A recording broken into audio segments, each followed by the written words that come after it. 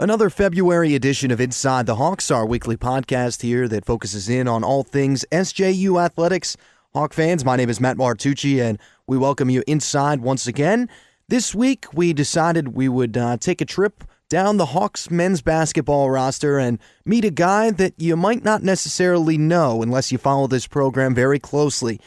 And that's the soon-to-be sophomore transfer, Halil Kanacevic. Kanacevic going to be eligible next season after transferring over from Hofstra, a former CAA All-Rookie selection, and a guy that the Hawks are very high on, has a lot of potential. Wanted to stop by and talk with Halil and get his thoughts on what it's been like to sit through this tough season and what he expects coming into next year and just what kind of guy Halil Kanacevic is. So here's my interview with Halil Kanacevic from this past week here on Inside the Hawks on St. Joseph's All Access. Inside the Hawks this week goes one-on-one with St. Joseph's sophomore transfer Halil Kanacevic out of Staten Island, New York. A guy that if you're a Hawk fan, if you don't necessarily go to practice or see too many games, you may not know too much about. 6'8", 252-pound forward whose last stop was Hofstra. And I guess we'll start there. What brought you to St. Joseph's when you were deciding to transfer? Obviously, it had a lot to do with Coach Pecora, right, moving to Fordham, but what brought you here? The history, basically. I mean, before I was deciding on going to Hofstra, St. Joe's gave me a little look beforehand, and Coach Bass was involved a little bit, but I got hurt my junior year, and they kind of shed away from me because I got hurt. And I chose Hofstra. Coach Pecora left after my first year, and I thought, let me give St. Joe's a look. I'll give him a call. So one of my assistant coaches from high school gave him a call and said he's transferring. He's very interested.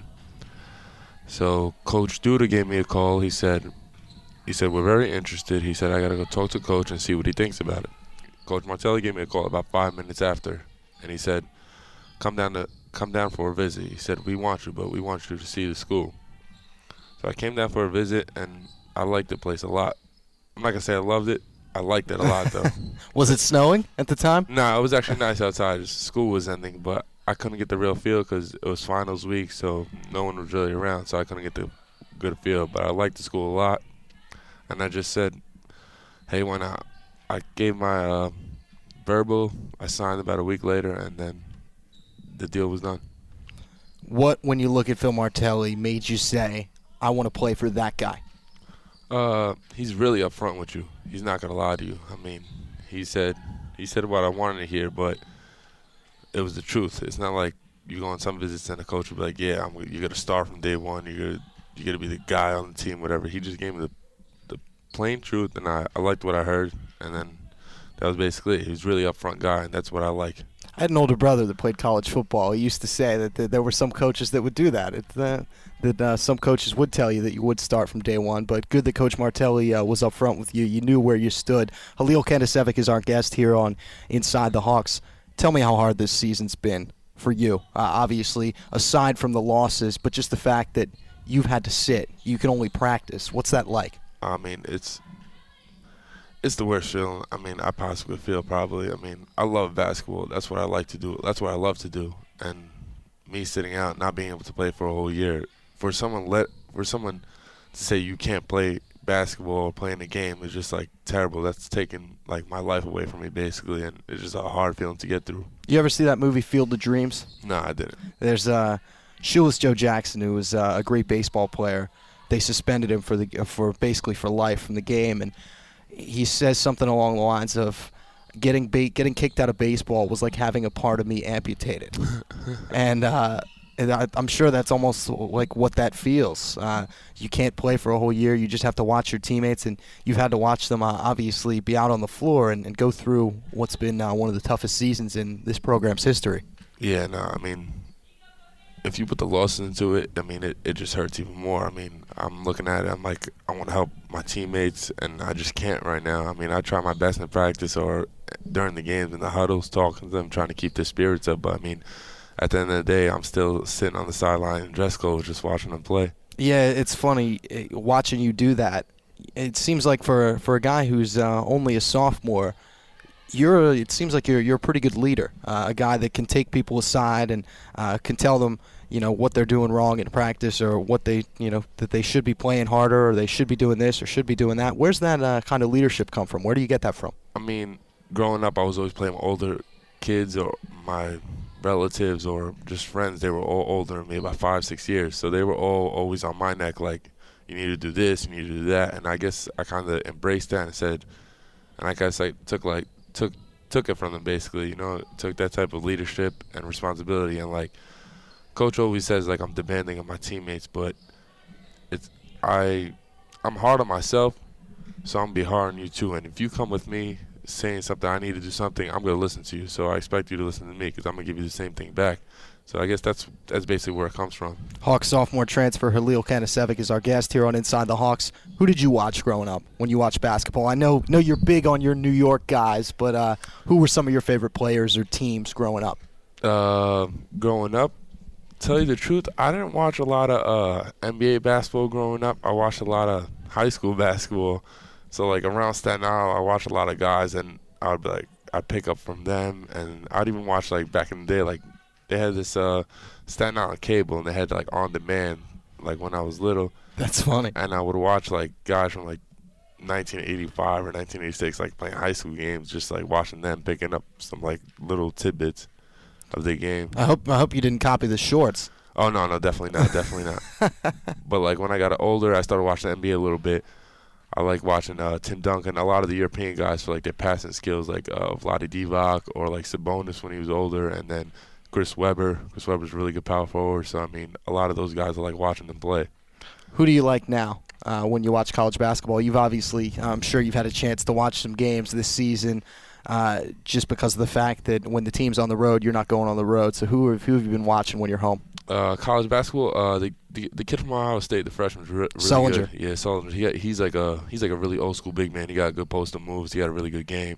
And then even the NBA, I like watching the power forward from Utah. Al Jefferson. Al Jefferson's real old school power high school forward. kid. Yeah, he's really good. Al Jefferson, he's really good power forward. So I mean, them two, I like watching Utah play a lot, and I like watching Ohio State play a lot. Who would you say your game is patterned after? You talk to guys, and some guys say, my game is like this guy's, or my game is like that guy's. Is there anybody that you think of when you think of the way you play basketball? How let's rephrase that. How would you describe yourself as a basketball player to somebody who'd never seen you play before? What would you say? Just to clarify, a winner. As a basketball player, I like to win. I just like to win. So, I mean, if you want to go, like, skill set, I mean, I guess you could say, like, a versatile 4-man, 5-man, however you want to call it. But I could basically play both positions, face up, go outside, inside. I rebound the ball. That's what I do. So, I mean, if you want to put it in that character or in that sense, yeah. Outside of basketball, let's get to know you a little bit more outside of the basketball sense. What are you majoring in, and what are you planning to do outside of basketball? I really like to get into basketball communications of some sort, like just basically do what you're doing right now. So that's what I'm really interested in. Coaching is a big possibility. I feel I have a knowledge of the game of some sort, and I like to hand that to kids growing up. You know what I mean? Yep. Now I know exactly what you mean. Going forward, what does this team obviously need to do? Number one, to get out of this, they're starting to build a little bit with that first Atlantic 10 win. But what do they need to do going forward, obviously, to keep this going? Obviously, there's a tough stretch coming up. You got Fordham on Sunday, but then the following week things get really tough. Xavier on Wednesday, and then Temple on Sunday. Yeah, we just need to keep developing a lot, developing in every characteristic. I mean, we got a young team. We got to just develop everywhere, outside the court, on the court, wherever you can think of, how you were prepared for the game, how you act as a person off the court, the warm-up, layup line, how serious you take it, to prepare everything. You just need to develop in every area since we're such a young team. And then just having each other's back, basically, getting a good team chemistry, because that's the most important thing I think about college basketball. You see these teams, and they have like a brotherhood of some sort where they're all together. Like, their reactions are similar.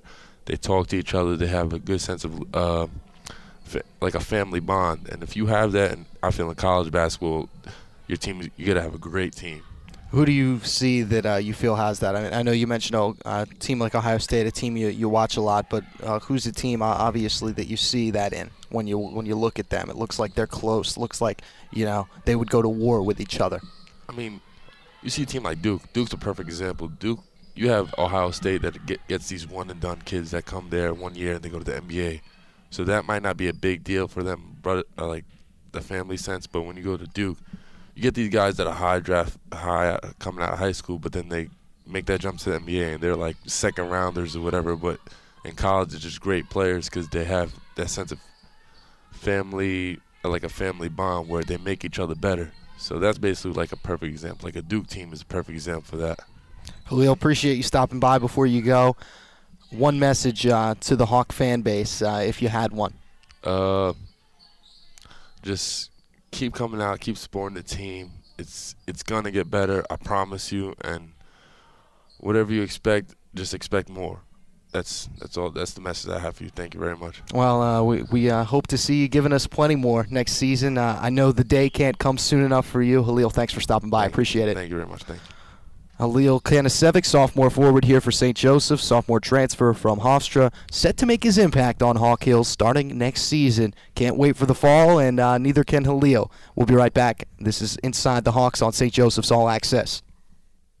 Thanks once again to Halil Kanacevic for stopping by. I hope you got a pretty good feel for what kind of guy Halil is and what kind of player the Hawks are going to get next season with the sophomore from Staten Island, New York. Should be exciting to see when both he and Papa Samba Nadeau both end up donning Hawks uniforms along with incoming freshman Chris Wilson. So that will be exciting for next season. In the meantime, the current group of Hawks set to go to the Meadowlands and take on Fordham and try and pick up their second straight win in this campaign.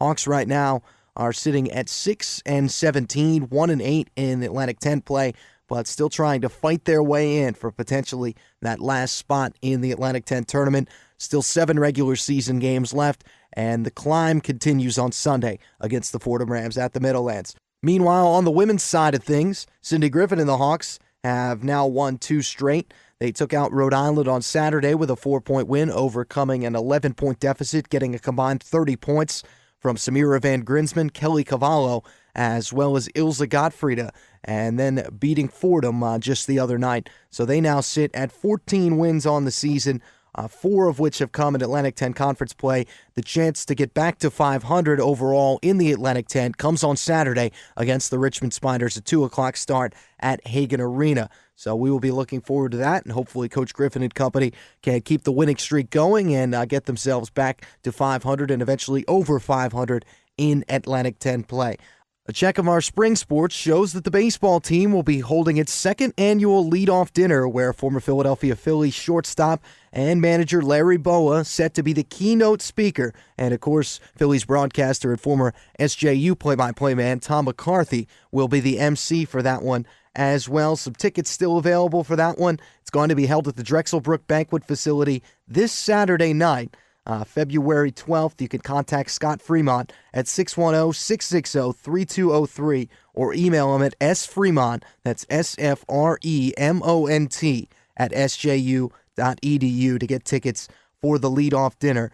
And if you want to look at the event, it can be found on the St. Joseph's Baseball alumni event page on the alumni events link at sjuhawks.com. So that's where you can find your information on that. Should be a good time. Hawks will honor Steve Yench, class of 77, Bill Weingartner, class of 95, and the 1974 team, which is considered to be one of, if not the greatest team in the history of the St. Joseph's baseball program. So hope plenty of people can get out for the second annual leadoff dinner. And again, take a look at sjuhawks.com for all the information on that. Join us next week where we will talk to head baseball coach Fritz Hamburg about the upcoming season, which at this point is about 2 weeks away. Should be exciting. And of course, you can follow us here on sjuhawks.com. For Inside the Hawks, I'm Matt Martucci. This has been a presentation of St. Joseph's All Access. Talk to you next week, Hawk fans.